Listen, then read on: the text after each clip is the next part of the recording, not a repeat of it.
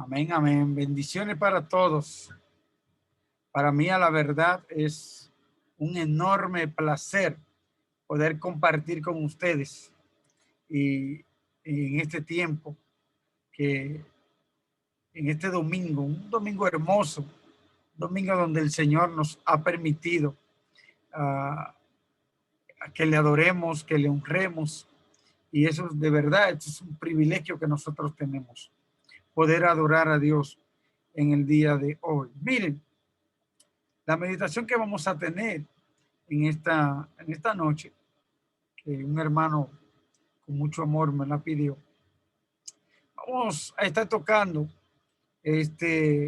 un tema que le hemos titulado estado de emergencia. Estamos en estado de emergencia. Ese es el tema que vamos a estar hablando en esta noche. Quizá algunos ya han escuchado de este tema, pero siempre la palabra de Dios viene fresca a nuestra vida. Estamos en estado de emergencia. Estamos en un momento muy difícil de la pandemia. Mire, hermano, cada vez que prendemos el televisor, que escuchamos 1.700, 1.800, 1.900 personas contagiadas, 24, 27, 18 personas que en las últimas 24 horas murieron. Eso quiere decir que estamos en un momento bien difícil de la pandemia. En este tiempo hemos visto familiares, hermanos de la iglesia, amigos, vecinos y un sinnúmero de figuras públicas que han fallecido por el mismo tema de la pandemia. El mundo se ha detenido, el mundo iba a pasos tan gigantes, y esos pasos gigantes eran alejándose cada día más de Dios. Sin embargo, Dios permite todo esto. Y escúchame bien, hermano, nunca la palabra de Dios había corrido tanto como en esta época. Nunca. Eso quiere decir que a pesar de un momento crítico, difícil que nosotros miramos, sí nos damos cuenta que Dios está obrando. Dios está obrando. Hemos estado cerrados por un buen periodo de tiempo. Muchas actividades que antes hacíamos no le estamos haciendo, incluyendo trabajo, escuela, universidad, aún la iglesia hemos dejado de ir. Y ha sido un momento bien difícil, un momento donde nosotros nos preguntamos. Esta mañana me preguntaba, porque a veces le llega a uno tanta incertidumbre, y yo decía, Señor, ¿hasta cuándo? ¿Hasta cuándo? ¿Ve?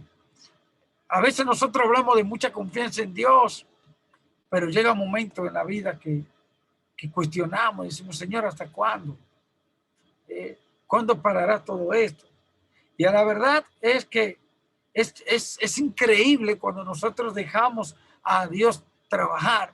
Es increíble lo que sucede. Hermano, hay muchos que han perdido su trabajo. Hay muchos que han perdido su trabajo, otros que lo han separado, pero han perdido su trabajo. Y quiere decir que como han perdido su trabajo, que también hay un recurso que no está entrando a la familia. Y eso es un problema. Sin embargo, hermano, nuestro mayor estado de emergencia, óigame bien, hermano, nuestro mayor estado de emergencia es que tuvimos que dejar de ir presencialmente a la iglesia. Y fruto de esto es que un gran número de jóvenes, de niños, de hermanos, ya no están en la iglesia. Ya no están. Ya no están, hermano. Antes corrían con nosotros, antes disfrutaban con nosotros, antes alababan con nosotros. Hoy en día ya no están. Algunos no están porque quizás han fallecido. Otros no están porque déjenme usar este término, se han desviado de la fe. Otros se han enfriado de su comunión con Dios. Y otros no quieren volver. No quieren volver. Y otros están en la iglesia, pero no se sienten. Ese es nuestro mayor estado de emergencia para nosotros como iglesia. Si bien es cierto que un buen número de nuestros jóvenes están firmes y hermanos están firmes, es importante prestar atención a aquellos que no están. Así que nuestro mayor reto es seguir fortaleciendo a los jóvenes que tenemos y buscar, amados hermanos, aquellos hermanos que no están con nosotros, aquellos hermanos que corrían con nosotros, que disfrutábamos juntos, aquellos hermanos que estábamos siempre adorando al Señor juntos, pero que hoy, por medio de la pandemia, hemos visto mucho disertar, dejar, salir huyendo de la vida cristiana. A veces podríamos llegar al punto de acusarle y de decir, bueno, salieron de nosotros para que se manifestase que no eran de nosotros. Sin embargo, esa no es la actitud. La actitud nuestra es orar por esas personas y buscar a esas personas. Orar por ellos y buscarlo, no juzgarlo, no criticarlo. Ah, pero mira, fulano no vuelve, no ha vuelto. Eso es que se descarrió. Eso es, no, hermano, orar por ellos, buscarlo a ellos. No tener la misma actitud que tuvieron los discípulos de Jesús en Juan capítulo 9 cuando vieron al ciego. Maestro, ¿quién pecó? ¿Este o sus padres para que naciese ciego? No, hermano, esa no es la actitud. La actitud es orar y buscar a esas personas que antes corrían con nosotros. Por eso, amados hermanos, es que queremos lanzar la señal SOS, porque estamos en estado de emergencia. Queremos lanzar una señal SOS. Esta señal marcará el rumbo que debemos de ir, cómo debemos de ir y por qué debemos de ir. La señal SOS.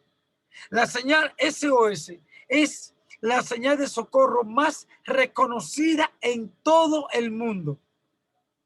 Comenzó su uso por primera vez en Alemania en 1906 y se hizo muy popular 6 años después, en el 1912, cuando el Titanic fue destruido, cuando chocó con el iceberg. El capitán había dicho, ni Dios destruye este barco, ni Dios. Imagínese usted, Dios simplemente lo tocó con un pedacito de hielo. Imagínese usted si Dios hubiese bajado su mano. Un pedacito de hielo y lo destruyó. Pero esta señal se hizo muy popular en ese entonces, cuando se hundió el Titanic. SOS. Quizá aquí no es muy popular en las calles esta señal, pero sí en esos países como en Sudamérica, tales como Argentina, Chile, Brasil, Estados Unidos, a la misma Alemania y otros países. Esta señal popularmente, escuche bien, popularmente, esta señal tiene varios significados. La señal SOS tiene varios significados. La primera, y son en inglés que están, pero lo vamos a decir en español. La primera es, salven nuestro barco. Salven nuestro barco. Esa fue la señal que emitió el Titanic cuando se estaba hundiendo. Mandó esa señal. Salven nuestro barco. La otra señal es, salven nuestras almas. Y vaya, que había muchas almas ahí que estaban ahogándose, muriéndose. La otra señal es, envíen socorro. Envíen socorro. Yo me imagino ese momento tan difícil para estas personas que estaban en el Titanic. No había suficiente barquito o lanza para trasladar a todas las personas.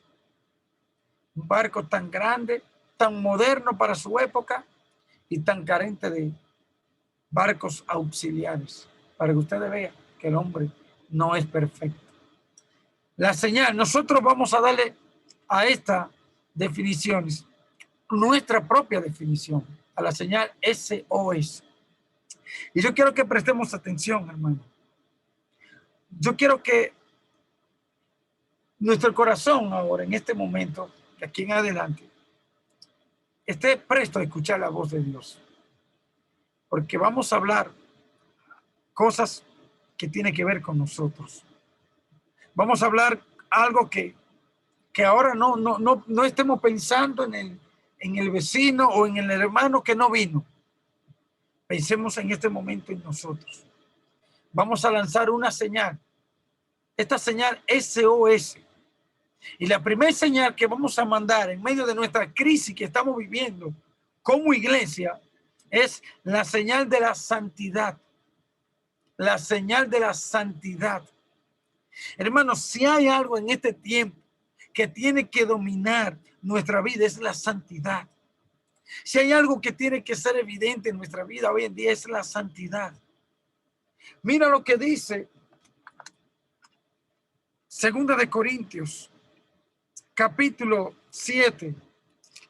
A mí me encanta este capítulo. 2 Corintios, capítulo 7, dice, así que, amados, puesto que tenemos tales promesas, limpiémonos de toda contaminación de carne y de espíritu, perfeccionando la santidad en el temor de Dios. Limpiémonos. Hay otra versión que dice, como tenemos estas promesas, queridos hermanos, purifiquémonos de todo lo que contamina el cuerpo y el espíritu, para completar en el temor de Dios la obra de nuestra santificación. Hermano, hay una señal y es la señal de la santidad. Hermano, en este tiempo no queremos escuchar tanta gente hablando. En este tiempo necesitamos escuchar gente viviendo. No queremos tener una iglesia llena de gente que habla, sino llena de gente que vive lo que habla, que vive en santidad, que vive una vida agradando al Padre, que todo lo que hace lo demuestra. Dice también, primera de Pedro 1:15, una versión muy importante, dice más, sean ustedes santos en todo lo que hagan, como también es santo quien los llamó, pues está escrito, sean santos porque yo soy santo. La santidad no es un si quiero, la santidad tiene que ser un estilo de vida de nosotros. La santidad significa apartado para Dios, para un uso específico.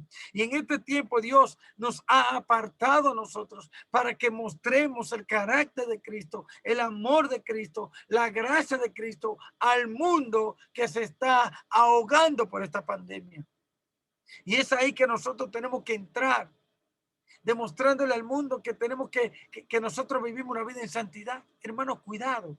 Porque en este tiempo de pandemia, en este tiempo donde hay mucha soledad, mucho tiempo libre, puede ser que le demos lugar a la carne, que le demos lugar a las tentaciones. Tanto tiempo en el teléfono, tanto tiempo en la computadora, tanto tiempo en el televisor.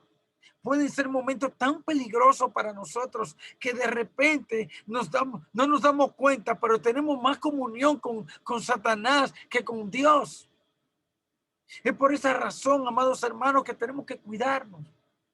Es por esta razón, amados hermanos, que tenemos que procurar vivir una vida en santidad.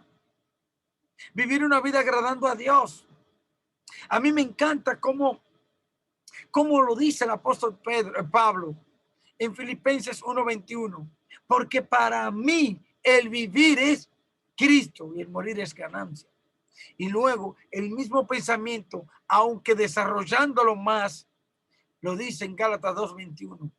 Con Cristo estoy juntamente crucificado y ya no vivo yo, mas vive Cristo en mí. Y lo que ahora vivo en la carne, lo vivo en la fe del Hijo de Dios, el cual me amó y se entregó a sí mismo por mí. Hermanos, nosotros somos una carta abierta ante el mundo. Lo que de Dios se conoce por nuestro testimonio lo van a conocer. Cómo estamos, cómo vivimos, cómo hacemos las cosas, para quién hacemos las cosas, cómo estamos invirtiendo el tiempo nosotros.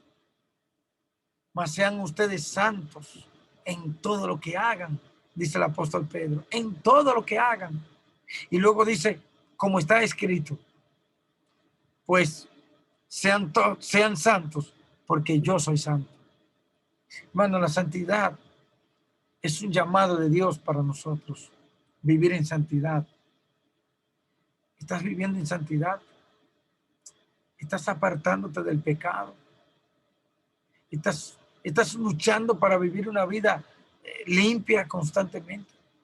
Mire ese texto que estamos leyendo, en Primera de Corintios, en Segunda de Corintios, capítulo 7, en el versículo 6, en el capítulo 6, versículo 14. Permítame ampliarle esto. Dice, no os unáis en yugo desigual con los incrédulos, porque ¿qué compañerismo tiene la justicia con la injusticia? ¿Y qué comunión la luz con las tinieblas? Este texto no se aplica solamente a un matrimonio. Este texto aplica a toda la vida, todo el sentido de nuestro ser. No haga negocio con impíos. No te cases con impíos. No haga un noviazgo con impíos. Ten cuidado el lazo de amistad que hace con una persona impía. No os unáis en yugo desigual con los incrédulos. Y dice el verso 15, ¿y qué concordia Cristo con Belial? ¿O qué parte el creyente con el incrédulo? ¿Y qué acuerdo hay entre el templo de Dios, que somos nosotros, y los ídolos? Porque vosotros sois el templo de Dios viviente, como dijo Dios. Habitaré y andaré entre ellos y seré su Dios y ellos serán mi pueblo. Por lo cual, mire la advertencia que nos da Dios para que vivamos una vida en santidad. Por lo cual, lo primero que tengo que hacer es salir.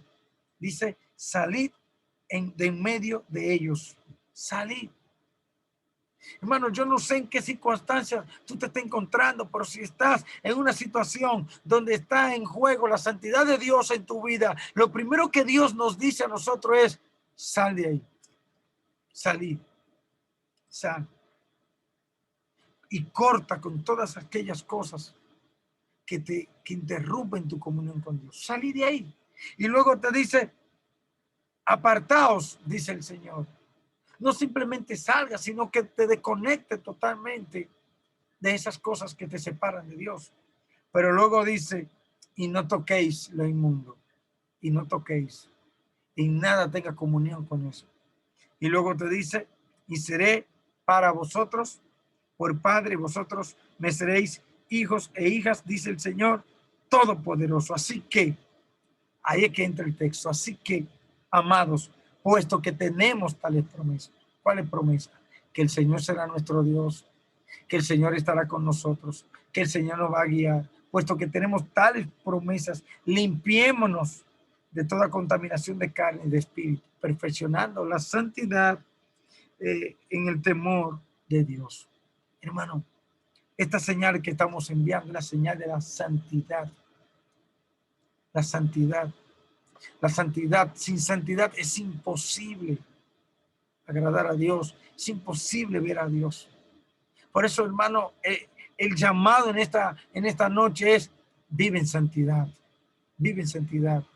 Desechemos el chisme, desechemos el orgullo, el pleito, la rencilla, la amargura. Alguien dijo que la amargura es como un vaso de veneno que yo me tomo esperando que el otro se muera. Hermano, ¿cuántas cosas tenemos nosotros que dejar para vivir una vida en santidad y reflejar el amor de Dios en mi vida para que otros vean?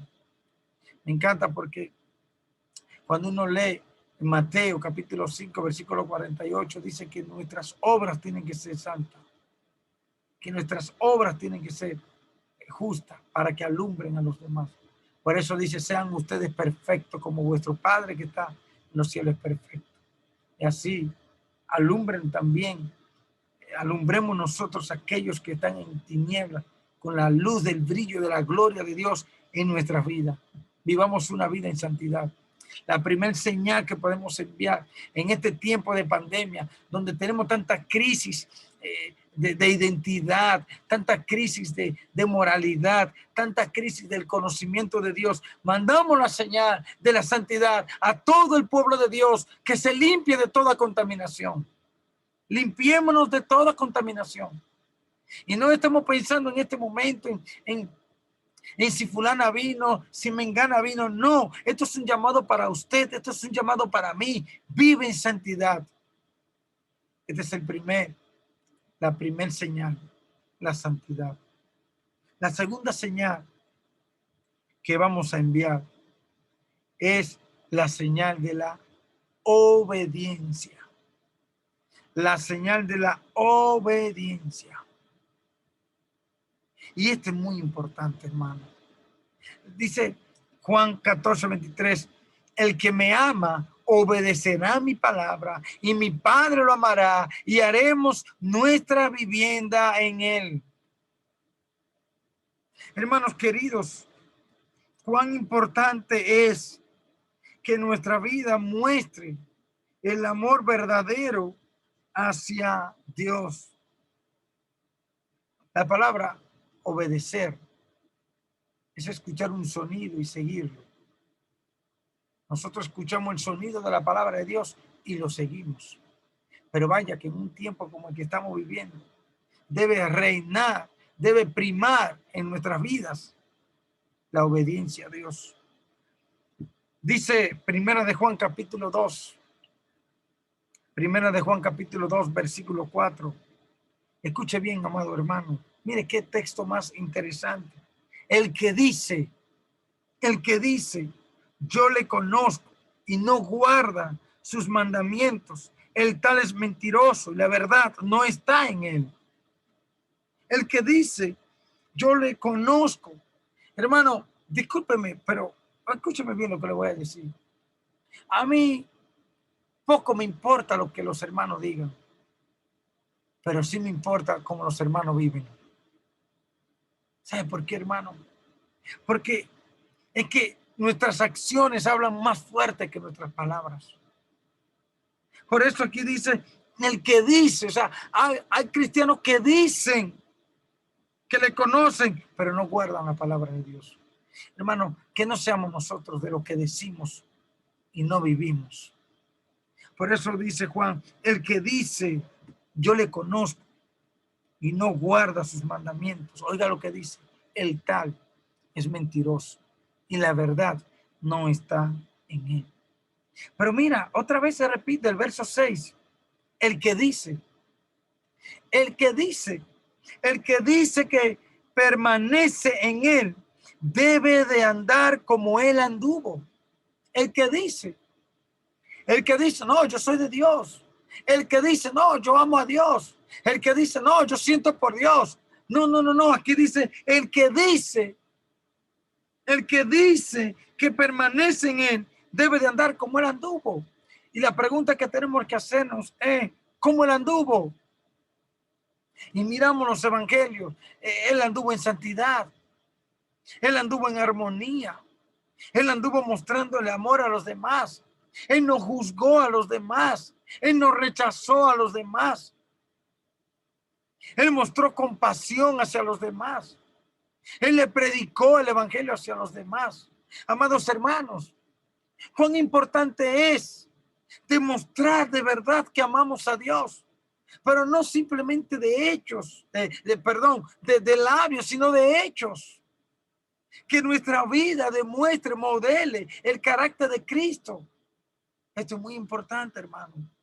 El que dice, me encanta porque en el 4 dice, el que dice, yo le conozco y no guarda su mandamiento. Luego en el 6, el que dice que permanece en él y no anda como él anduvo. Y mira lo que dice en el verso 9, el que dice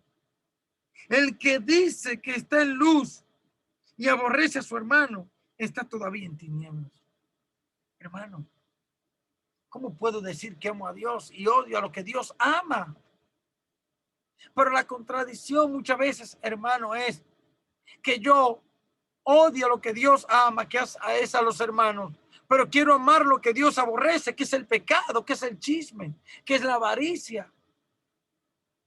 Y Dios nos está ahora invitando a que vivamos una vida de verdad, de obediencia hacia Él. No que salgo a decir por ahí que soy obediente, sino que la gente vea en mí, por mis acciones, que verdaderamente yo amo a Dios.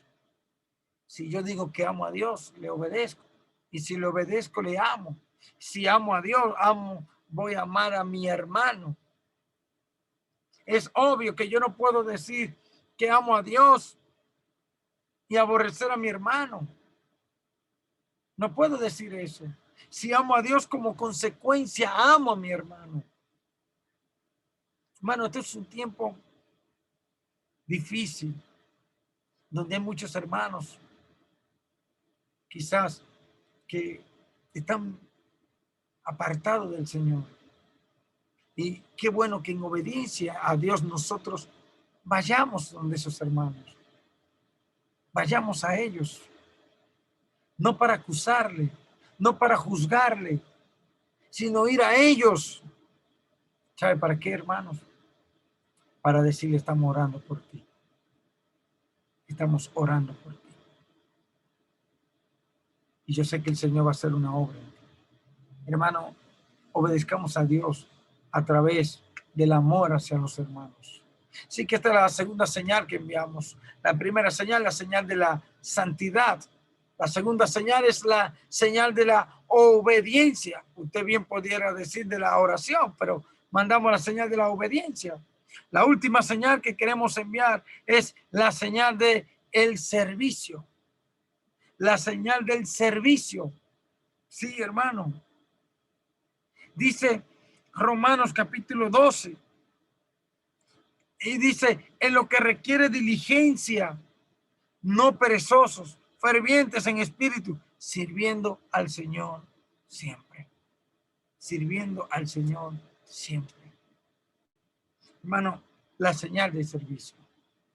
Si hay algo que nosotros tenemos que quitarnos, es el espíritu de grandeza y tener el espíritu del siervo, del servidor, el servidor. Nosotros, hermanos, no estamos en la iglesia para que nos sirvan, estamos para servir a los demás, para servir a los demás. O podemos decirlo así, para servir a Dios a través de los demás. A mí me encanta cuando el Señor Jesús en el capítulo 13 de Juan, Él comienza a limpiarle los pies a los demás. El amo de todo. Esto no encajaba para el público que estaba ahí. Esto no encajaba porque el público que estaba ahí, hermano, sabía que el amo no limpiaba los pies, sino el siervo. ¿Sabe qué hizo Jesús? Comenzó a limpiar los pies de sus discípulos. Comenzó a hacerlo. Servir a Dios a través de otros es un privilegio. Nuestras actividades que vamos a comenzar, qué vamos a hacer, qué estamos haciendo, tenemos que mantener un equilibrio. Ese es el equilibrio de la santidad, es el equilibrio de la obediencia, es el equilibrio del servicio. Trabajemos duro. Dios tiene el control de todas las cosas. Amémonos, sirvámonos. Hermano, hay personas quizás que estaban en la iglesia que hoy no tienen para comer. No tienen. Pero usted y yo tenemos. ¿Qué vamos a hacer? ¿Le vamos a brindar? ¿Le vamos a ayudar?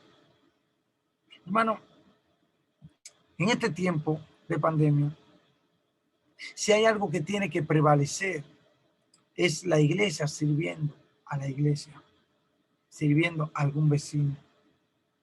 Esto es importante. Esto es importante. Hermano, muchas veces el testimonio de nosotros está manchado en la sociedad por la razón de que la sociedad ve que hay hermanos que viven en una casa casi cayéndose, o quizás viven en una casa y no tienen para comer, o no tienen para pagar la casa porque no tienen empleo. ¿Qué ha de hacer la iglesia en este caso? La iglesia tiene que servirle. Mira lo que dice Hechos capítulo 2. Hechos capítulo 2, versículo 43. Y sobrevino temor a toda persona y muchas maravillas y señales eran hechas por los apóstoles. Todos los que habían creído estaban juntos, hermanos, juntos. A veces estamos juntos, pero no revueltos. Pero en este caso, juntos quiere decir que estaban con todas las cosas en común. Estaban juntos. Todos los que habían creído estaban juntos y tenían en común todas las cosas. Nadie decía, esto es mío. Nadie decía, no, a ti te toca esto porque esto es mío. No, nadie. Tenían todas las cosas en común y vendían sus propiedades y sus bienes y los repartían a todos según la necesidad de cada uno. Hermanos queridos, ¿cuándo se perdió esto? ¿Cuándo se perdió esto? ¿Cuándo entró la avaricia a nuestra vida, a nuestra iglesia? ¿Cuándo entró el orgullo? ¿Cuándo comenzamos a darle lugar al Dios Mamón, al Dios del dinero? ¿Cuándo? Hermano, dice que ellos estaban juntos y tenían todas las cosas en común. Y vendían sus propiedades. Yo no digo que venda tus propiedades, porque el sentido aquí es que en aquel tiempo ningún hermano tenía necesidad. ¿Por qué? Porque cuando un hermano tenía necesidad, toda la iglesia suplía esa necesidad. Y perseveraban unánimes cada día en el templo y partiendo el pan en las casas, comían juntos con alegría y sencillez de corazón. Comían juntos con alegría. Y oiga lo que dice el versículo 47, alabando a Dios y teniendo favor con todo el pueblo. Y el Señor añadía cada día a la iglesia los que habían de ser salvos. El Señor añadía a la iglesia los que habían de ser salvos. Es increíble, hermano. ¿Cuándo se perdió esto? ¿Cuándo se perdió, hermano, esa hermandad que tenía la iglesia? ¿Cuándo se perdió, hermano, esta pasión que tenían estos hermanos por el Señor y por aquella persona que Dios había salvado? ¡Qué pasión más fuerte! Eso es servicio al Señor. Y servir al Señor es servir a los demás. Hermanos, la iglesia de hoy en día tiene que revisarse. Tiene que revisarse. ¿Dónde estamos parados? ¿Dónde estamos parados? Hermanos, ¿cómo está nuestra comunión con Dios? Y esto es individual. ¿Cómo está nuestra comunión con Dios? ¿Ve? ¿Tú sabes si todos tus hermanos comieron hoy? Hoy se me acercó un joven y me dijo, no he comido. ¿Qué le digo, hermano? Yo voy a estar orando por ti. Qué espiritual. No, hermano, eso es carnal. No le diga que voy a orar por ti. Dígale, vamos a mi casa. Le dije al joven, vamos a mi casa. Pero me di cuenta que su hambre era un poco más. Mejor le di el dinero. Joven de la iglesia. Sí, hermano. Hay muchos jóvenes de la iglesia, del club bíblico, que pasan hambre. Y el mejor testimonio que podemos darle nosotros, ¿sabe cuál es? Darle una compra, hacerle una compra y llevársela a la familia. Que quizá esa familia no conoce a Dios. Y llevársela. Yo no sé si ustedes lo hacen. Pero eso es un testimonio tremendo. Hermano, servir a Dios. Servir a los demás. Yo quiero terminar leyendo el Salmo 126. A mí en lo personal me encanta, me fascina este salmo. De verdad, me fascina este salmo. Este es un tremendo cántico. Salmo 126. Lanzamos la señal de la santidad, la señal de la obediencia, la señal del servicio. Ahora quiero lanzar la señal del milagro. Esto no está en el bosquejo, nada, pero es la señal del milagro. Sí, porque el Señor va a hacer un milagro, hermano. El Señor va a hacer un milagro. Salmo 126. Y me gustaría que usted se traslade a esa época. Estos judíos que están en la esclavitud, que están siendo oprimidos, que están siendo maltratados. Mira lo que dice. Cuando Jehová hiciera volver la cautividad de Sión, escucha bien, mira lo que dice. Seremos como los que sueñan. Hermano, qué tremendo esto. Hermano, qué tremendo saber de que cuando el Señor nos saque de esta pandemia, seremos como los que sueñan, seremos como aquellos que van a decir, gloria a Dios, porque nos sacaste, nos cuidaste. Hermano, Dios nos ha cuidado en este tiempo. No nos quejemos, Él nos ha cuidado.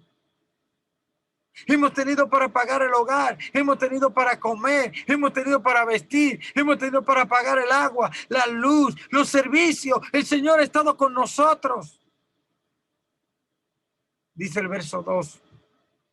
Entonces nuestra boca se llenará de risa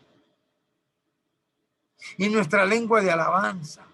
Entonces dirán entre las naciones, grandes cosas ha hecho Jehová con estos.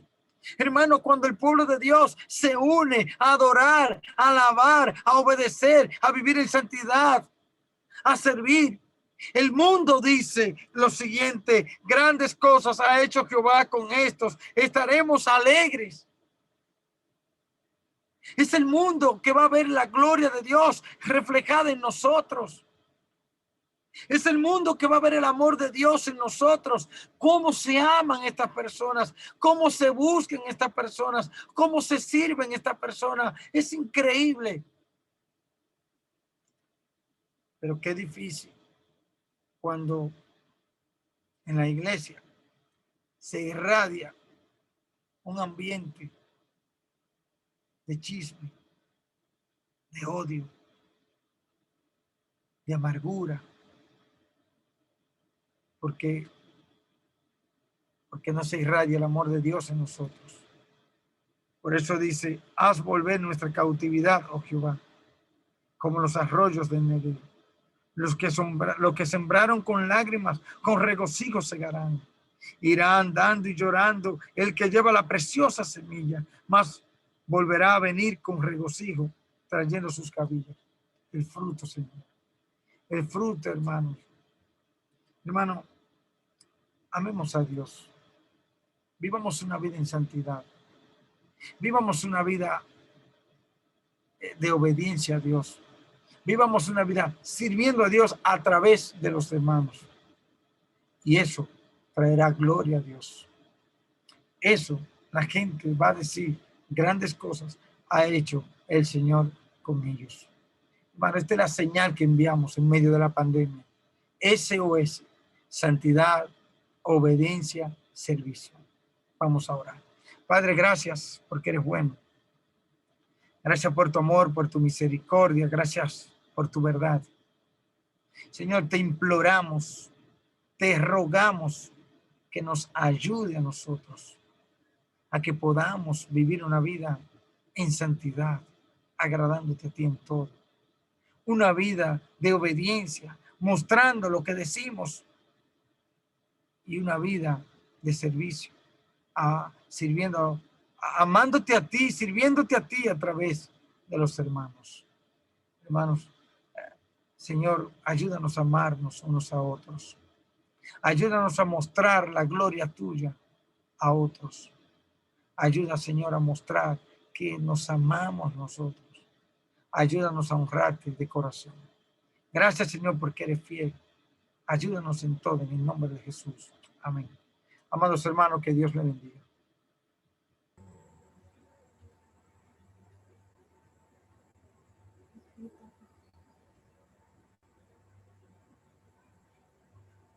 Bien, que Dios siga bendiciendo a nuestro hermano Giovanni, que nos ha traído palabra de Dios.